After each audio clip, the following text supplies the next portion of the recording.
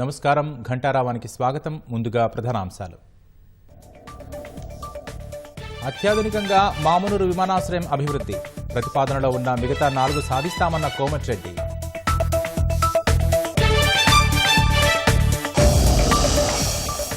ప్రపంచ స్థాయి కృత్రిమ మేధగా హైదరాబాద్ను తీర్చిదిద్దుతాం, నిపుణులతో చర్చించి మార్గదర్శకాలు రూపొందిస్తామన్న శ్రీధర్ బాబు.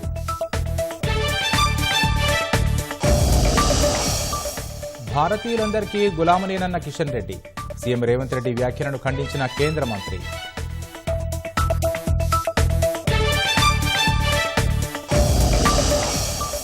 లగచర్ల ఘటనను సుమోటోగా స్వీకరించిన ఎస్టీ కమిషన్, 10 రోజుల్లో నివేదిక ఇవ్వాలని సీఎస్ డీజీపీకి ఆదేశం.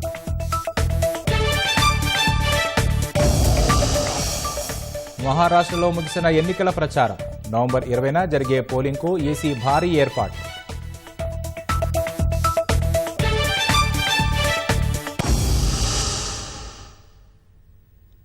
హైదరాబాద్ను ప్రపంచ స్థాయి కృత్రిమ మేధ కేంద్రంగా తీర్చిదిద్దే లక్ష్యంతో ప్రభుత్వం ముందుకెళ్తోందని ఐటీ పరిశ్రమల శాఖ మంత్రి శ్రీధర్ బాబు వెల్లడించారు. కృత్రిమ మేధతో అన్ని రంగాల్లో అద్భుత ఫలితాలు వస్తున్నాయని, ప్రపంచవ్యాప్తంగా నిరూపితమైందని పేర్కొన్నారు. ఐటీ పరిశ్రమల శాఖలోని లైఫ్ సైన్సెస్ విభాగం ఆధ్వర్యంలో ఆరోగ్య రంగంలో కృత్రిమ మేధ అనే అంశంపై నిర్వహించిన సదస్సులో శ్రీధర్ బాబు పాల్గొన్నారు. ఆరోగ్య రంగంలో కృత్రిమ మేధను అందిపుచ్చుకునే లక్ష్యంతోనే సదస్సు ఏర్పాటు చేసినట్లు తెలిపారు. ఏజీ ఆసుపత్రికి చెందిన డాక్టర్ నాగేశ్వరరెడ్డితో పాటు పలువురు ప్రముఖ వైద్యులు ఆరోగ్య రంగంలో కృత్రిమ మేధను ఏ విధంగా ఉపయోగించుకోవచ్చనే అంశాలపై మాట్లాడారు. నిపుణులు ఇచ్చిన సలహాలు, సూచనల మేరకు మార్గదర్శకాలు రూపొందిస్తామని మంత్రి శ్రీధర్ బాబు తెలిపారు. భవిష్యత్తులో ఆర్టిఫిషియల్ ఇంటెలిజెన్స్ రంగం సంబంధించి మన రాష్ట్రం హైదరాబాదు ఒక గ్లోబల్ క్యాపిటల్ గా కావాలనే ఒక ఆలోచనతోనే ఈ సదస్సులు నిర్వహిస్తూ పోతా ఉన్నాం. దీనికి పెద్ద ఎత్తున స్పందన వస్తూ ఉంది. చాలా మంది వచ్చి వారి అనుభవాలు తెలియజేస్తూ ఉన్నారు. వారి ఆలోచనలు తీసుకొని రాష్ట్ర ప్రభుత్వం కూడా మా ఐటీ డిపార్ట్మెంటు వివిధ డిపార్ట్మెంట్స్తోని సమన్వయం చేసుకొని ముందుకెళ్లడం జరుగుతుంది. ధాన్యం కొనుగోలు చేయడం లేదని ప్రతిపక్షాలు చేస్తున్న ఆరోపణలను ఎమ్మెల్యే పోచారం శ్రీనివాసరెడ్డి ఖండించారు. బాన్సువాడ నియోజకవర్గంలో గతంలో కంటే 10 టన్నుల ధాన్యం అధికంగా కొనుగోలు చేశామన్నారు. దేశంలో ఎక్కడా లేని విధంగా కనీస మద్దతు ధరతో పాటు 500 రూపాయల బోనస్ ప్రభుత్వం ఇచ్చిందన్నారు. కామారెడ్డి జిల్లా బాన్సువాడలో Pocharam Srinivas Reddy agros industries chairman Kasula బాలరాజ్తో కలిసి విలేకరుల సమావేశం నిర్వహించారు. 500 బోనస్ వచ్చిన రైతులు శాలువాతో సన్మానం చేసి మిఠాయిలు తినిపించారు. నిజామాబాద్, కామారెడ్డి జిల్లాలోని కలెక్టర్లతో, రైస్ మిల్లర్లతో మాట్లాడి ధాన్యం కొనుగోళ్లను వేగవంతం అయ్యేటట్లు చేశామన్నారు. పార్టీ కార్యాలయం ఆవరణలో రాహుల్ గాంధీ, సీఎం రేవంత్ రెడ్డి చిత్రపటాలకు రైతులు, నాయకులు పాలాభిషేకం చేశారు. బోనస్ చెల్లింపు పడుతుంది, కనీస మద్దతు ధర కూడా చెల్లింపు జరుగుతూ ఉంది.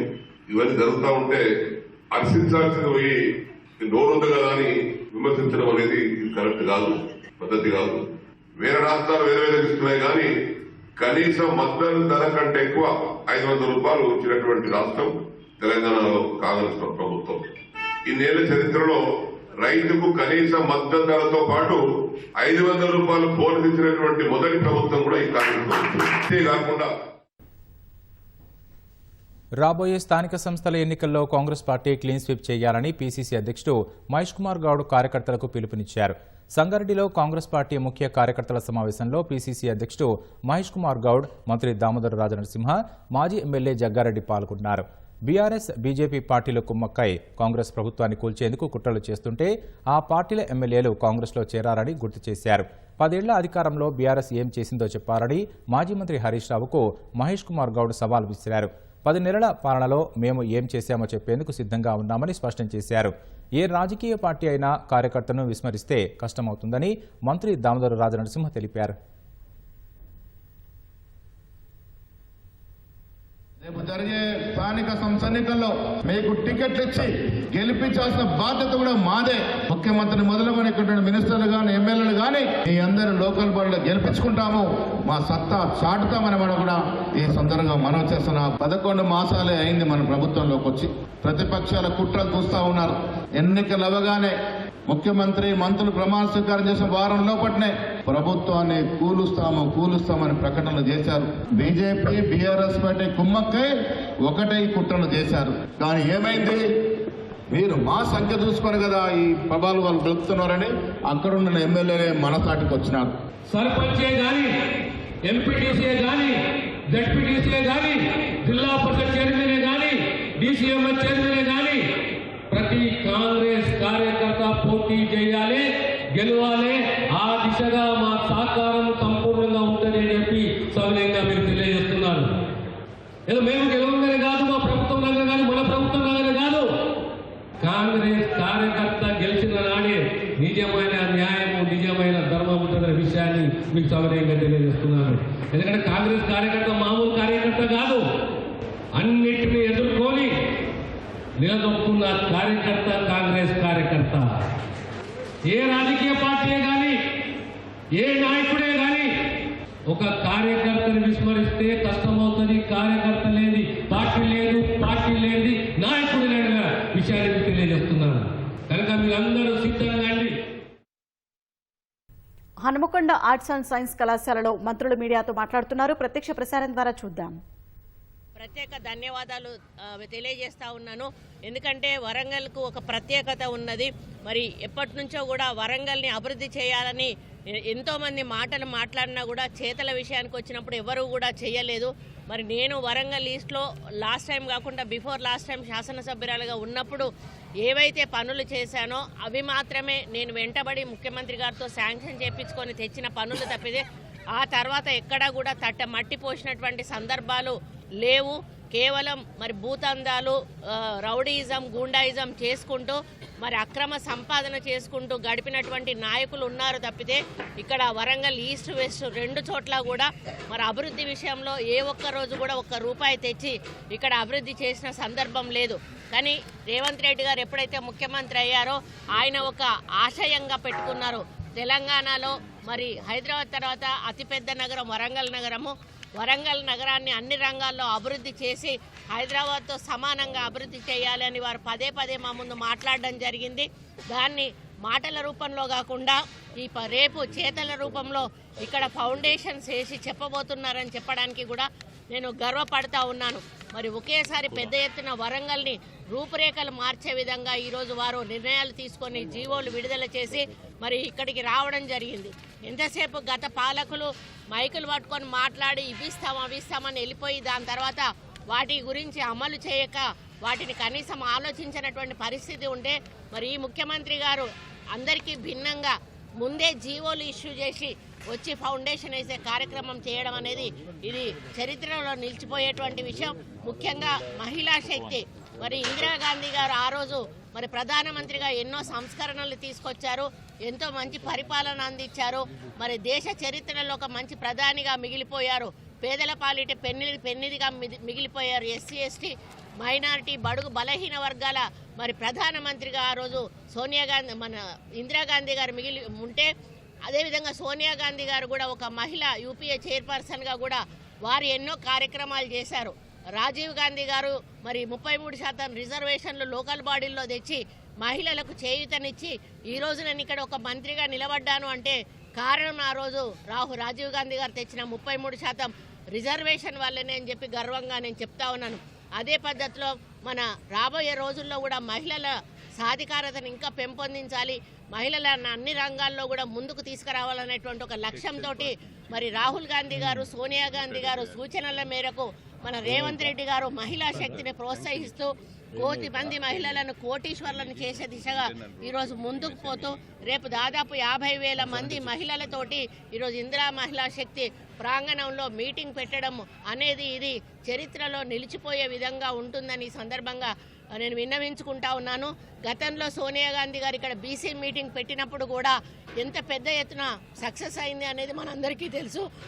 ఈరోజు కూడా అదే పద్ధతిలో కాంగ్రెస్ పార్టీ అభిమానులు, కార్యకర్తలు, అదేవిధంగా మహిళా సోదరిమణులందరూ కూడా ఈ మీటింగ్ను పెద్ద ఎత్తున విజయవంతం చేస్తారని, చెయ్యాలని కూడా ఆకాంక్షిస్తూ ముఖ్యంగా ఈ వేదిక మీద నుంచి ముఖ్యమంత్రి గారికి పదే పదే కృతజ్ఞతలు. ఎందుకంటే మరి మీరు ఈరోజు ఒక సంకల్పం పెట్టుకున్నారు వరంగల్ను ఒక మంచి సుందర నగరంగా తీర్చిదిద్దాలని.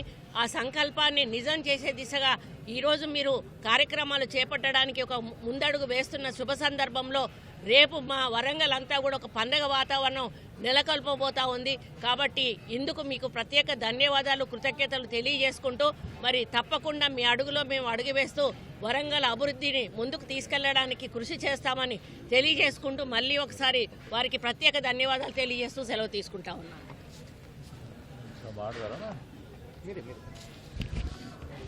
పాత్రికేయ మిత్రులందరికీ నమస్కారం. రేపు 19వ నవంబర్ తారీఖున స్వర్గీయులైన మాజీ ప్రధానమంత్రి ఇందిరాగాంధీ గారి జన్మదిన సందర్భంలో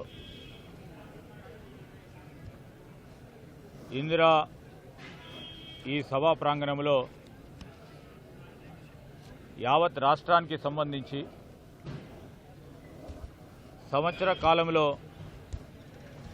మా కాంగ్రెస్ పార్టీ ప్రభుత్వం రేవంత్ రెడ్డి గారి నాయకత్వంలో చేసిన అభివృద్ధి సంక్షేమ కార్యక్రమాలని పెద్ద ఎత్తున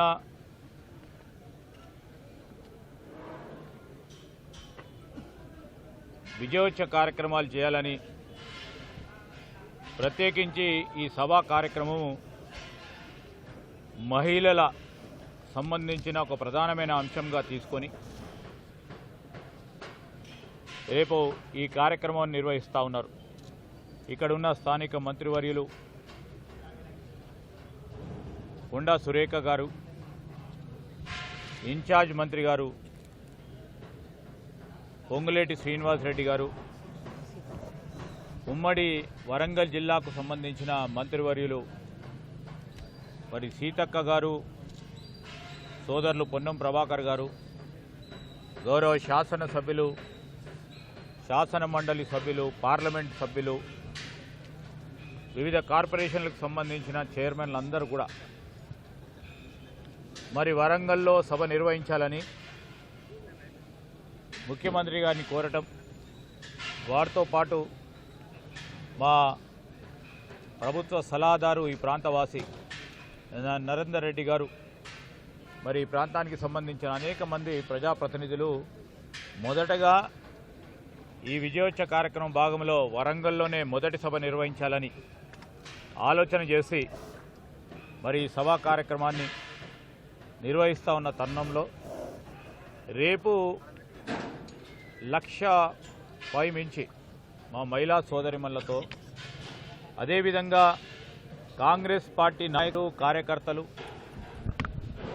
గత ఎన్నికలు అన్ని ఎన్నికల కంటే ముందు ప్రజలకు సంబంధించిన అనేక అంశాలు ఏదైతే ఎన్నికల మేనిఫెస్టోలో పెట్టడం జరిగిందో ప్రధానమైన అంశాలను మేము అమలు చేసే కార్యాచరణ తీసుకున్నామని, ఈ ఆనందోత్సవ కార్యక్రమంలో పాల్గొనడానికి వేలాది మంది మా కాంగ్రెస్ పార్టీ కార్యకర్తల నాయకులు కూడా దీంట్లో పాల్గొనడం జరుగుతుంది. అనేక సందర్భాల్లో ముఖ్యమంత్రిగా లేడు ఆనాడు ప్రదేశ్ కాంగ్రెస్ కమిటీ అధ్యక్షులుగా వచ్చినప్పుడు ఉమ్మడి వరంగల్ జిల్లాకు సంబంధించి తెలంగాణ రాష్ట్రం ఏర్పడ్డ తర్వాత అనేక సమస్యలకు పరిష్కారం రాకపోవడంతో ఈరోజు అనేక మంది శాసనసభ్యులు, ఉదాహరణకి పెద్దలు కడియం శ్రీహరి గారు ఉన్నారు, అనేక సందర్భాల్లో ఆనాటి ప్రభుత్వాలకు చెప్పిన పెడచెవిన పెట్టిన తరుణంలో, లేకుంటే మేయర్ గారు ఉన్నారు,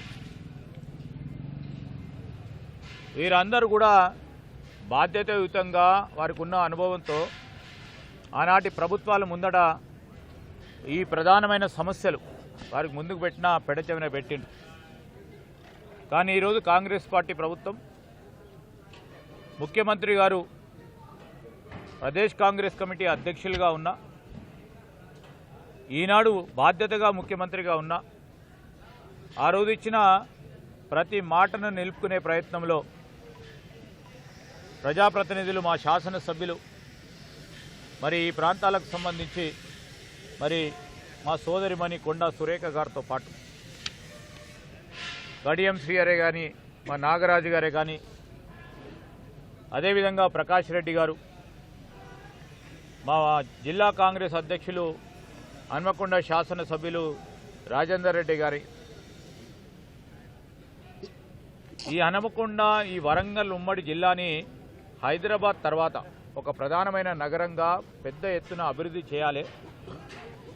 కేవలం హైదరాబాద్కే అభివృద్ధి పరిమితం చెందొద్దని ఆలోచన చేసి అనేక సందర్భాల్లో ముఖ్యమంత్రి గారి దృష్టికి తీసుకురావటం, వారు వచ్చినప్పుడు ఇచ్చిన వాగ్దానాలను దృష్ట్యా వారితో పాటు ఇన్ఛార్జ్ మంత్రి గారు పొంగులేటి శ్రీనివాసరెడ్డి గారితో పాటు సీతక్క గారు చెప్పింది ప్రతి ఒక్కరు కూడా గుర్తు చేసుకొని సంవత్సరం పూర్తి కాకముందే డిసెంబర్ 7 నాడు మేము ప్రభుత్వాన్ని ఏర్పాటు చేశాం. నవంబర్ 19వ తారీఖు నాడు ఇచ్చిన వాగ్దానాలన్నింటినీ 99% వరంగల్ జిల్లాకి సంబంధించిన అనేక అంశాల విషయంలో ఆచరణలో పెట్టాలనే ఓ కార్యక్రమం తీసుకొని చాలా సంవత్సరాలుగా పెండింగ్ ఉన్న ఎయిర్పోర్ట్, ఇక్కడ ఎయిర్పోర్ట్ రావాలి, ఎయిర్పోర్ట్ వస్తే మౌలిక సదుపాయాలు మెరుగుపడతాయి, పరిశ్రమలు వస్తాయి, ఉపాధి పెరుగుతుంది. ఈనాడు వరంగల్ జిల్లానే కాదు చుట్టుప్రక్కల ఉన్న అన్ని జిల్లా వాసులకి రేపు ఢిల్లీకి పోవాలన్నా, హైదరాబాద్ పోవాలన్నా, మద్రాస్కి పోవాలన్నా, లేకుంటే అత్యవసర పరిస్థితుల్లో తిరుపతికి అత్యవసర పరిస్థితుల్లో మెడికల్కు సంబంధించిన అంశాల విషయంలో ఏ రాష్ట్ర రాజధానికి వెళ్ళాలన్నా ఇక్కడి నుంచే విమానాలు ఎగరాలని, దానికి తోడు చాలామంది భక్తులు అనేక సంవత్సరాల నుంచి కోరుతా ఉన్నారు ఇక్కడి నుంచి నేరుగా మేము గాలి మోటార్లో తిరుపతి పోవాలని. ఆ సందర్భాన్ని దృష్టిలో పెట్టుకొని కూడా ఈరోజు మామ్నూర్ ఎయిర్పోర్ట్కు సంబంధించి 205 కోట్ల రూపాయలను మరి వీరందరి చొరవ వల్ల, వీరందరు చూపెట్టిన ప్రత్యేక దృష్టి వల్ల ఈరోజు ముఖ్యమంత్రి గారు 205 కోట్ల రూపాయలు ఈ మామునూరు ఏర్పాటుకు శాంక్షన్ చేయించడం, భూసేకరణకు సంబంధించి 280 ఎకరాలకు సంబంధించి ఈ ల్యాండ్ అక్విజిషన్ కార్యక్రమాన్ని చేయాలని నిధులు శాంక్షన్ చేయటం జరిగింది. అదేవిధంగా ఈరోజు అనేక సంవత్సరాలుగా మాస్టర్ ప్లాన్ లేదు, దీనికి మాస్టర్ ప్లాన్ కావాలని మరి ఈ జిల్లాకు సంబంధించిన అనేక మంది సీనియర్ నాయకులందరూ కూడా ఈ మాస్టర్ ప్లాన్ ఏర్పాటు చేయాలి. కాకతీయ అర్బన్ డెవలప్మెంట్ అథారిటీ సంబంధించి master plan for Kakatiya development area 2041 వరకు ఈ మాస్టర్ ప్లాన్ అప్రూవ్ చేస్తూ ప్రభుత్వ జీవోని ఉత్తర్వులను జారీ చేయటం జరిగింది. అదేవిధంగా అనేక సంవత్సరాలుగా అండర్ గ్రౌండ్ డ్రైనేజ్ విషయంలో స్పష్టత రాకుండా గత ప్రభుత్వం ఇవాళ చేస్తున్నాం రేపు చేస్తున్నామని చెప్పి ఏది కనీసం వాటి విషయంలో మాట్లాడకుండా ఉంటే మా ప్రభుత్వం బాధ్యతాయుతంగా ఈరోజు మున్సిపల్ అర్బన్ డెవలప్మెంట్కు సంబంధించి అర్బన్ అడ్మినిస్ట్రేషన్ మంత్రిగా ముఖ్యమంత్రి గారు మరి 4170 కోట్ల రూపాయలతో అండర్ గ్రౌండ్ యూజీడీకి సంబంధించి అండర్ గ్రౌండ్ డ్రైనేజ్కి సంబంధించిన పనులను శాంక్షన్ చేయించడం జరిగింది. ఈరోజు అనేక సంవత్సరాలుగా మరి కాళోజీ గురించి పెద్దగా చెప్తూ ఉంటాం, మాటల వరకే పరిమితం కాకుండా మనము కాళోజీ గారి పేరిట ఆ కళా కేంద్రాన్ని తప్పకుండా దాన్ని నిర్మాణం చేసి ప్రారంభోత్సవం చేస్తామని చెప్పారు. ఈరోజు కాళోజీ కేంద్రాన్ని రేపు ముఖ్యమంత్రి గారి చేతుల మీదుగా ప్రారంభోత్సవం చేస్తూ ఉన్నాం. సచివాలయంలో మంత్రి పొంగులేటి శ్రీనివాసరెడ్డి మాట్లాడుతున్నారు. ప్రత్యక్ష ప్రసారం ద్వారా చూద్దాం. యావత్ తెలంగాణ ప్రజలకి తెలుసు, అందుకనే ఉద్దేశపూర్వకంగానే ఆ సమగ్ర సర్వేని మీరు అధికారంలో ఉన్నంత వరకు దాన్ని ఎప్పుడూ బయట పెట్టలే. ఇది నిజమా అవునా కాదా? ఇప్పటికైనా మీరేవైతే తప్పులు చేశారో, ఏ తప్పులు చేస్తే మిమ్మల్ని ఇంటికి ప్రజలు పంపించారో ఆ తప్పులన్నిటినీ సరిదిద్దుతూ భవిష్యత్తులో ప్రజలకి ఉపయోగకరమయ్యే ఈ 2024 సర్వే ఏదైతే ఈ రాష్ట్ర ప్రభుత్వం చేస్తుందో దానిని మీరు సమర్థించకపోతే సమర్థించకపోయారు. ప్రతిపక్షంలో మంచి సూచనలు ఇంకేమన్నా ఉంటే ఇవ్వండి. ప్రజలని, సామాన్య ప్రజలని తప్పుదారి పట్టొద్దని మరొక్కసారి కూడా మళ్ళీ రీరిప్లై చేస్తున్నా. అంతేకాదు, ఈ 2024 సర్వేకి సంబంధించిన దాంట్లో ప్రతిపక్షంలో ఉన్న వారందరూ మీరందరూ కూడా తెలంగాణ రాష్ట్ర పౌరులే. గౌరవ మాజీ ముఖ్యమంత్రి గారు కేసీఆర్ గారు కానివ్వండి, బావామరుదులు కేటీఆర్ గారు, హరీష్ రావు గారు కానివ్వండి, వారందరూ తెలంగాణ రాష్ట్ర ప్రజలని అనుకుంటున్నాం మేమందరం. వారు కూడా ఈ సర్వేలో వారి కుటుంబానికి సంబంధించిన ఈ సర్వేలో తప్పకుండా నమోదా చేయించుకోవాలని తెలియజేస్తున్నా. సంతోషం. వారి కుటుంబ సభ్యురాలైన కవిత గారు ఈ సర్వేలో వారి కుటుంబాన్ని నమోదా చేసుకున్నందుకు వారికి రాష్ట్ర ప్రభుత్వ పక్షాన మంచి పని చేసినందుకు అభినందిస్తున్నాను. ఎందుకంటే రాష్ట్ర ప్రభుత్వం దూరదృష్టితో ఇంత మంచి కార్యక్రమాన్ని చేస్తుంటే, భవిష్యత్తులో దేశానికి ఒక ఆదర్శంగా ఉండే కార్యక్రమాన్ని చేస్తుంటే తప్పకుండా దాన్ని అభినందిస్తారని మనస్ఫూర్తిగా కోరుకుంటూ మిత్రులందరితో దగ్గర సెలవు తీసుకుంటున్నాను.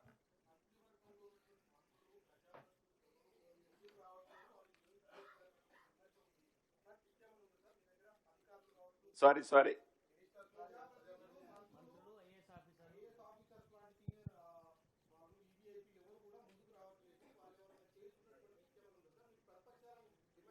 డెఫినెట్ గా అందరూ, ఎందుకే గౌరవ ముఖ్యమంత్రి గారు చేర్చుకున్నాడు, నేను చేర్చుకున్నాను, చేర్చుకోబోవటం ఏంటండి?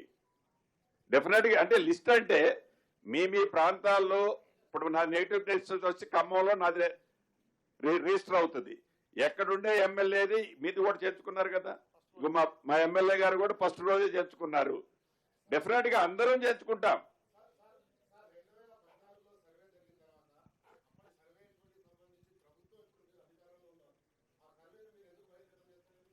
తప్పకుండా. అంటే ఏదో కక్షపూరితంగా చేస్తున్నామని కొంతమంది మిత్రులు అంటారు.